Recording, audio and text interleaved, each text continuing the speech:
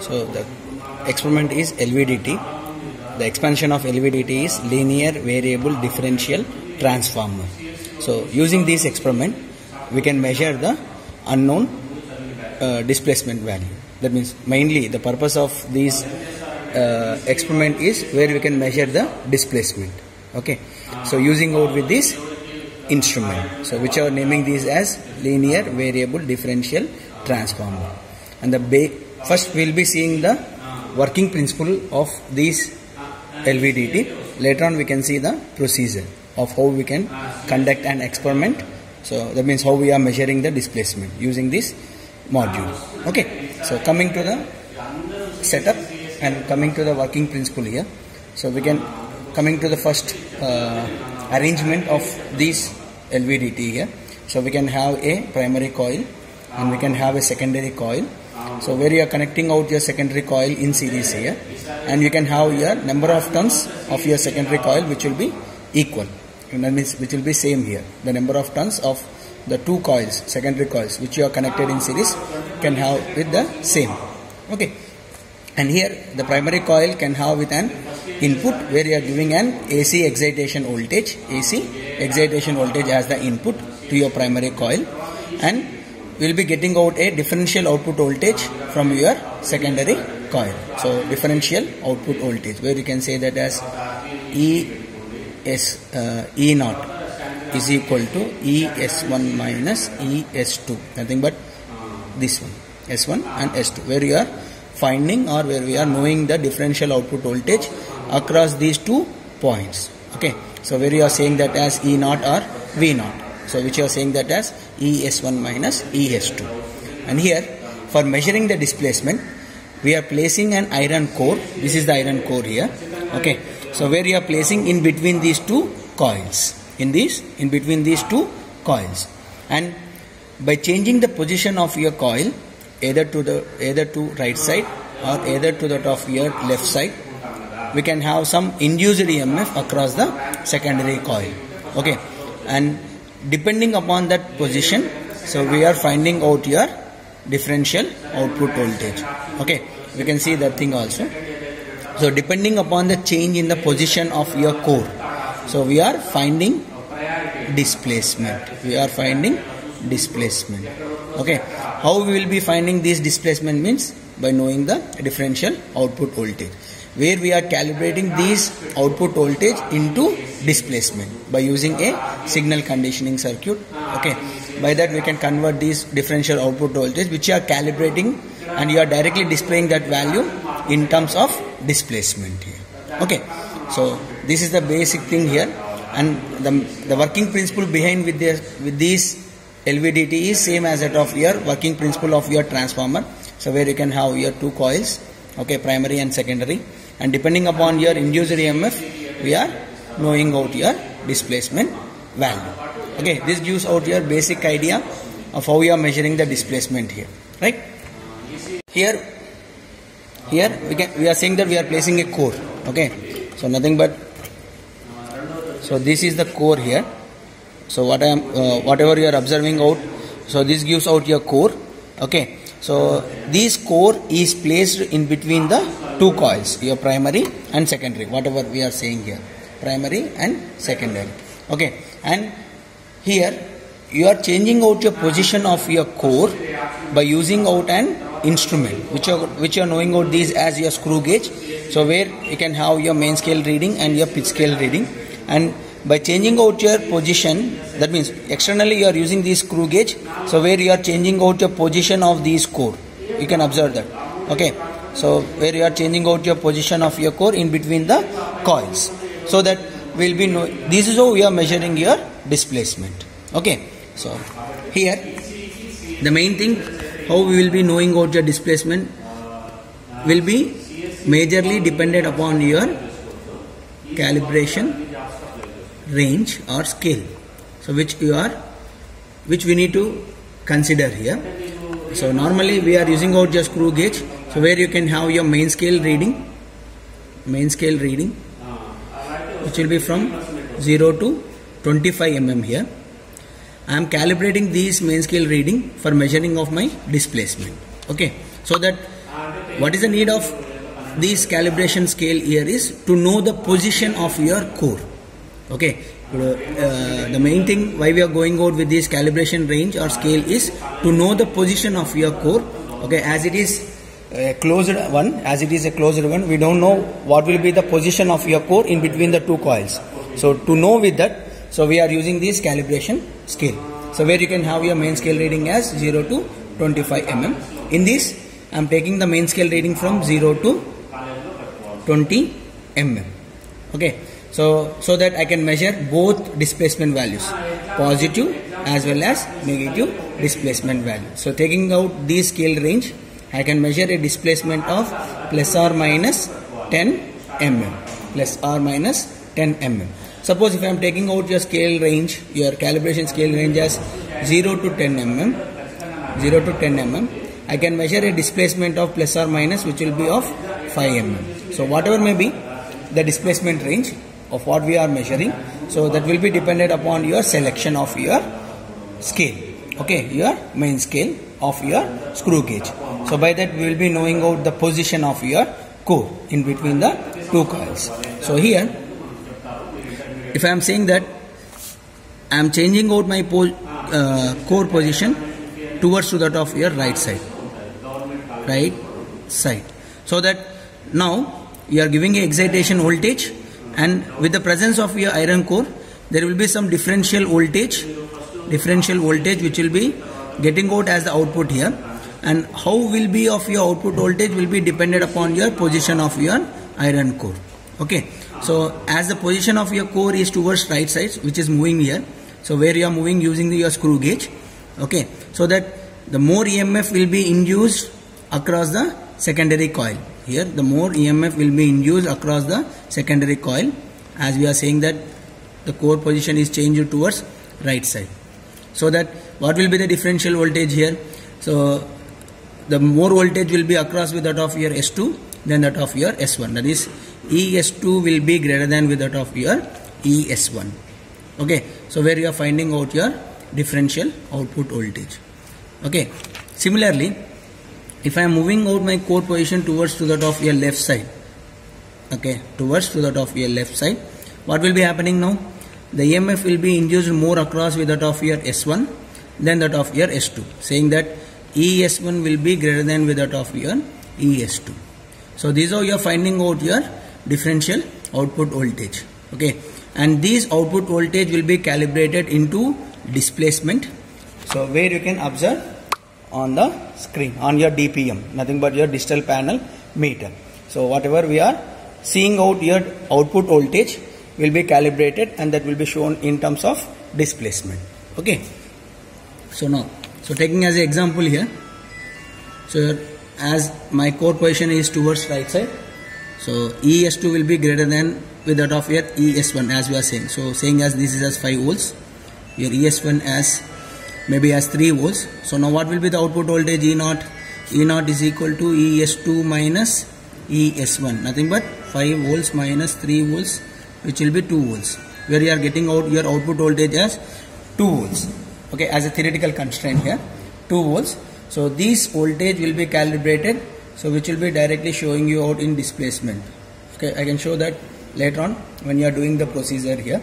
Similarly, when you can say that ES2 is 2 volts and ES1 is 5 volts, so what will be of your output voltage now? You are getting out a negative output voltage, ES2 minus ES1, nothing but 2 volts minus 5 volts, where you are getting out your minus 3 volts as the output, differential output voltage.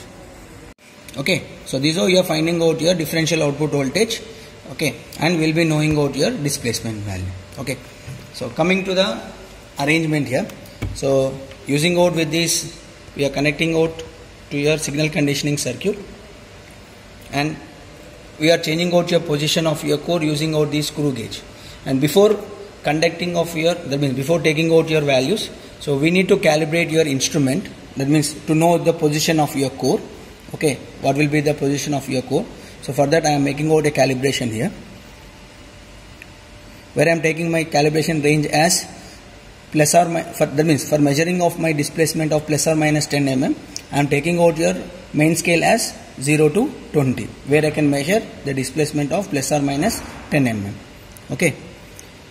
So when I am keeping out my main scale reading as 10, so here on your DPM it should be displayed as 0 mm. Okay. So when I am keeping these as 10, so here we are displaying out your DPM value as 0. Okay. So that means if you are taking out your main scale reading as 0 to 20 mm, 10 will be of your mid-range value of your main scale. Main scale from 0 to 20.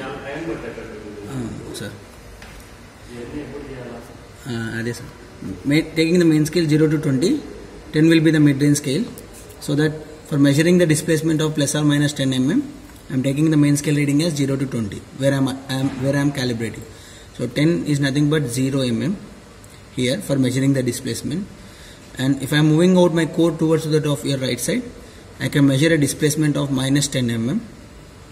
If I am moving out my core towards that of your left side, I can measure up to range of plus 10 mm. Okay, that means if I am keeping out my main scale as 15 mm, I can measure a displacement of minus 5 mm. In the same way here, if I am keeping out these as in your main scale as 5 mm, I can measure the displacement as plus 5 mm. So the same thing can be seen here practically. So if you can understand this, you can easily understand how we are measuring the displacement here. The main thing here is based upon your calibration scale. Okay. So these are your laboratory type of arrangement. So we need to calibrate out your scale. Okay. When you are coming to a practical thing, that means when you are measuring out your displacement directly by using your LVDT, so we may not using out this arrangement here. For understanding, we are using out your screw gauge, so that you will be knowing the position of your iron core. Okay. So which is placed in between these two coils. For knowing of your position, we are using out this screw gauge. But practically, so when you are measuring out your displacement, we are not using out this screw gauge. As it is a laboratory type, we are making out this arrangement. Okay. So now, I will be giving out your measurements here, how you are taking the values. So here I am measuring the displacement.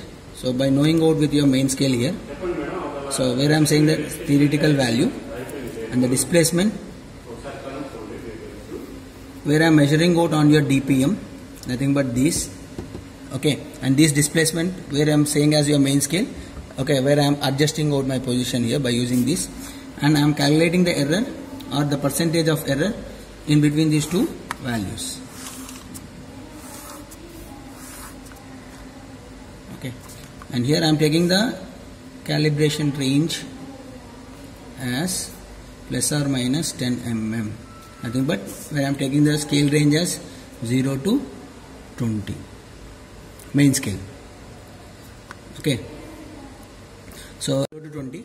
So when I am keeping these as 10, so on your DPM it will be shown as 0 mm.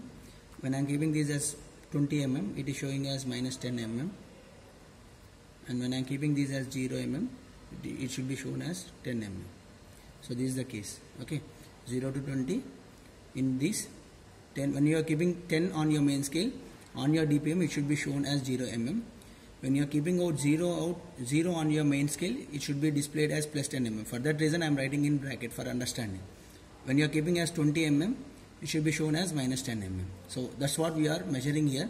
So using here. Okay. So when you are keeping as 0, I am saying that you can have it plus 10 mm. 10 mm it is shown as 0 mm. 20 mm it will be shown as minus 10 mm. So that's what we can see here. So when I am keeping here on your main scale, when I am keeping these as 10, on your DPM it will be shown as 0 mm. Okay. So as I am changing out my position of your core, there will be a change in your value where you can observe that as a negative displacement here. Why I am saying that we are getting out your negative displacement? Okay. The EMF will be induced more across with that of that corresponding coil, so that we are getting out your differential voltage, which we are getting out as a negative voltage. Okay. So when I am keeping these as 20, we need to display that as minus 10 mm. Okay.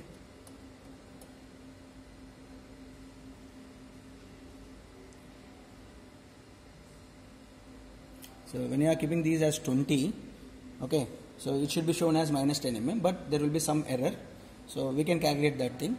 Okay, so when I am keeping these as 20 mm, you are displaying out your value which will be of minus 9.87. okay, and similarly if I am keeping these as 18,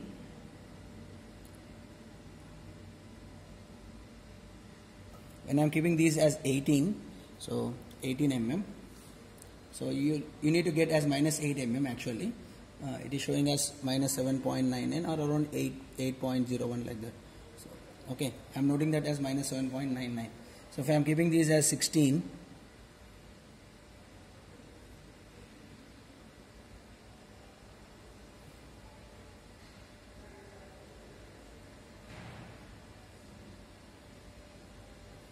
okay, if I am keeping these as 16 mm, so it is shown as minus 5.98. okay, if I am keeping these as 14,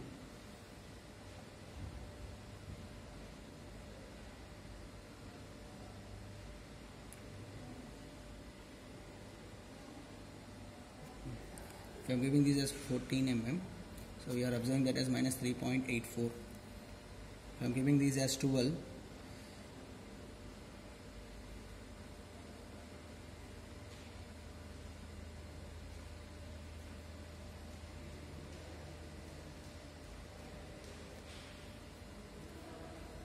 it is showing as minus 1.88. So this is how you are noting down your value. When you are keeping these as 10,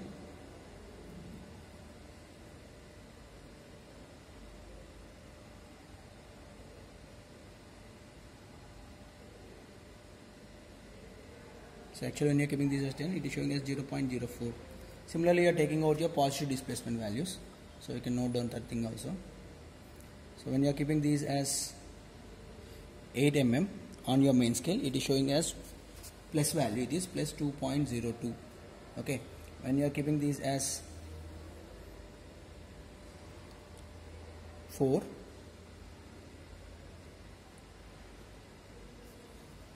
nothing but 6 mm, it is showing as plus 3.88. and you are keeping these as 6, so nothing but here 4 mm, so that will be shown as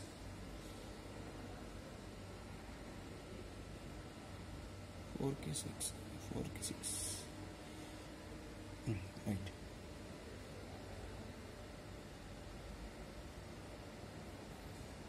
It's around 6.31. so these are you can note 8 mm, so it will be showing around 8 point something.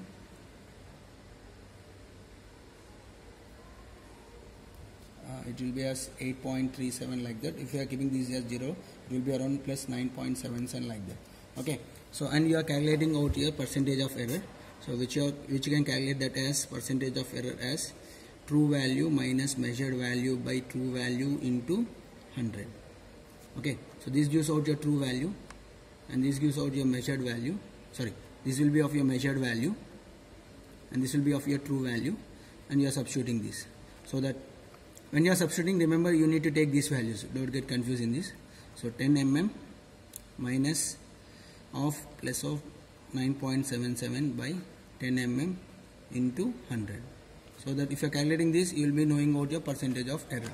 And normally this percentage of error should be of plus or minus 5 mm, which will be the acceptable range. Okay, plus or minus 5 mm. When you are calculating the percentage of error for all of these values, so that should be within the range of plus or minus 5 mm or 2 mm, which will be of the acceptable range. Okay, so that the accuracy or the instrument is good enough to measure the displacement value. If this error rate is more, so your instrument is not good enough to read the values. So we can confirm that thing by calculating the percentage of error. Okay, this is how we are measuring the displacement value by using the LVDT. Okay.